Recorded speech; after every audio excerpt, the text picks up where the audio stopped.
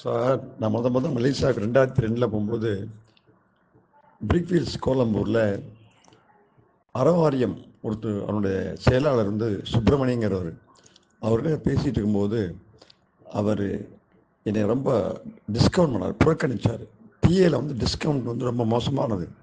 அப்போ நான் சொன்னேன், சார் எங்கிட்ட பேசியிருந்தீங்க, என்னை விட்டு வேறு என்னமோ பேசிட்டீங்களே அப்படின்ட்டு நான் கேட்டதுக்கு அவர் சொன்னார், இப்போ உங்களை டிஸ்கவுண்ட் பண்ணால் புறக்கணிச்சா இங்கே எல்லாமே அப்படி இப்படி நின்றுருமா?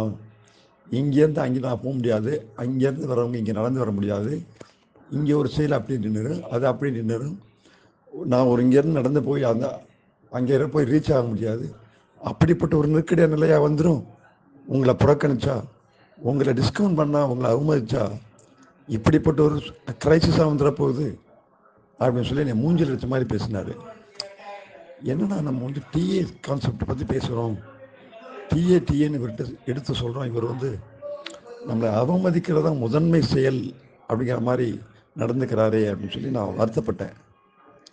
இன்றைக்கி உலகம் ஆஃப்டர் சுமார் 25 இயர்ஸ்னு வச்சுங்களேன், 20 இயர்ஸ் உலகம் என்ன ஆச்சுன்னு பார்த்தீங்களா? உலகம் என்ன ஆச்சு பாருங்கள். அவர் சொன்னார், இங்கேருந்து நான் எழுந்திரிச்சேன்னா அங்கே போய் ரீச் ஆக முடியாதா, அங்கே ஒரு செயல் ஆரம்பித்தா இங்கே முடிக்க முடியாதா, அப்படிப்பட்ட ஒரு கிரைசிஸாக உன்னை அவமதிச்சா அப்படின்னு கேட்டார். எல்லாருமே என்னை அவமதிச்சாங்க, எல்லாருமே என்னை பரிகாசம் பண்ணாங்க, எல்லாருமே என்னை குறைச்சி மதிப்பிட்டாங்க, எல்லாருமே என்னை ஏளனம் பண்ணாங்க. ஆனால் நான் மட்டும் டிஏங்கிற டார்ச்சை வச்சு தொடர்ந்து ஓடிக்கிட்டே வரேன். இன்றைக்கி நீங்கள் கேட்குறீங்க, ஏ good ideas, but how to encash, how to take it. மக்கள் என்னை தேடி வரணும். அதுக்குண்டான மக்கள் அப்படியே நெருக்கடியில் சிக்கி தவிக்கணும். நெருக்கடியில் சிக்கி தவிக்கும் போது என்னுடைய ஞாபகம் வரணும். ஜெயசேகரன் ஒருத்தர் இருக்கார், அவர் டிஏ கான்செப்ட் பற்றி ரொம்ப வருஷமாக பேசிகிட்டு இருக்காரு, அவரை நம்ம அவருடைய உதவியை நாடலாம் அப்படிங்கிற ஒரு நெருக்கடி நிலைமை வரும்போது மக்கள் நிச்சயமாக என்னை நினைப்பாங்க, தேடி வருவாங்க சார். ஆனால் அதுக்குண்டான சூழ்நிலை இன்னும் வரலன்னு நினைக்கிறேன். ஏன்னா நீங்களே கேட்குறீங்க, how to encash it, how to take good ideas, but how to take it to people should come to me.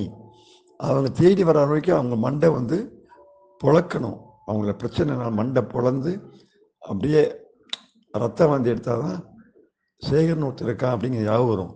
இல்லைன்னா அப்படி நெளிஞ்சு போயிட்டே தான் இருப்பாங்க. சொசைட்டி நடந்துகிட்டே தான் இருக்கும். அன்னைக்கு ஒரு நாள் காலம் வரும்போது தான் என்னை தேடி வருவாங்க சார். தேங்க்யூ. டிஏன்னு ஒன்று இருக்குது, இவருடைய உதவி கேட்கலாம், என்ன சொல்கிறாருன்னு போன்னு வருவாங்க என்னை தேடி. அது வரைக்கும் என்னை தொடர்ந்து டிஸ்கவுண்ட் பண்ணுறது, அவமானப்படுத்துறது, இழிவுபடுத்துறது, ஏளனப்படுத்துறது, ஹியூமிலியேட் பண்ணுறது, பரிகாசம் பண்ணுறது, புட் டவுன், இந்த மாதிரி விஷயங்களை தான் மக்கள் முதன்மையாக தங்களுடைய வாழ்க்கை நடத்தையில் வச்சு நடந்துக்குவாங்க சார்.